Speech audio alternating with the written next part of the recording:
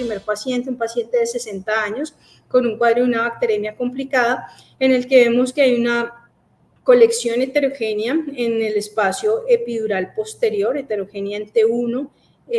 acá en T1 y en T2, que tras la administración del medio de contraste tiene un realce periférico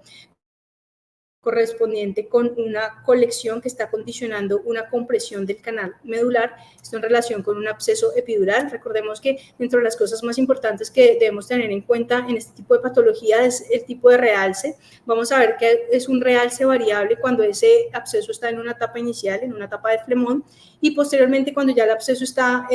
totalmente conformado, un absceso maduro, vamos a ver ese realce periférico. Es una característica muy importante que debemos tener en cuenta.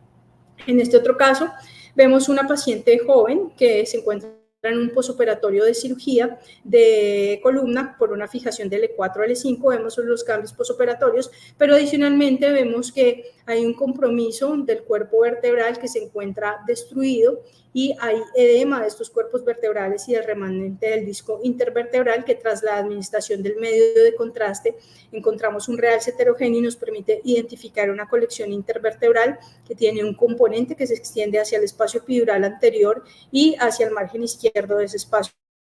epidural. Esta paciente es llevada a cirugía, hacen drenaje de esta colección y el cultivo reporta una tuberculosis, es decir, que estamos frente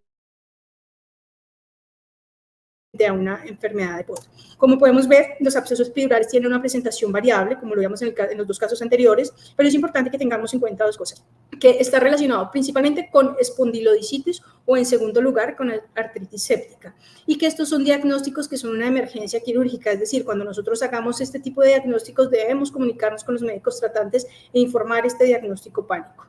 Los diagnósticos diferenciales más importantes que debemos tener en cuenta, el hematoma epidural y la metástasis vertebral, especialmente cuando ese absceso está en etapa inicial, en etapa de flemón, que tiene ese realce más heterogéneo que nos puede pues, hacer considerar que también se trate de una metástasis vertebral. Tengamos en cuenta que los abscesos intradurales extramedulares o los abscesos intramedulares son mucho menos frecuentes, hay pocos casos reportados en la literatura, son patologías de más difícil